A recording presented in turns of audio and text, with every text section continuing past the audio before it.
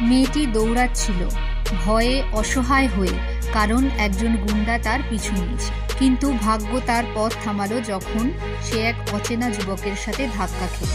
তার স্পর্শে মেয়েটির তৃতীয় নয়ন হঠাৎ খুলে গেল, আর তার চোখে ফুটে উঠল ভেতরের গোপন শক্তি। ছেলেটি তার হাতে একটি লাঠি তুলে দিল। মেয়েটি এখন হাঁটছে, আর প্রত্যেক পদক্ষেপে তার মনোবল বাড়ছে। মেয়েটির ভেতরে জেগে উঠল শক্তির সেই আদিম রূপ, আর যে মানুষরূপী অসুর তাকে ধাওয়া করেছিল, মেয়েটির মনের জোর আর সাহস দেখে সে পালিয়ে গেল।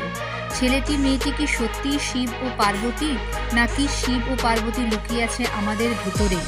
জাগিয়ে তোলো তোমার অন্তর্নিহিত শক্তিকে। একজন সত্যিকারের পুরুষ তার নারীর পাশে দাঁড়ায়, তার হয়ে লড়াই করার জন্য নয়, বরং তাকে শক্তি দেওয়ার জন্য, যাতে সে নিজেই পৃথিবীর সাথে লড়তে পারে।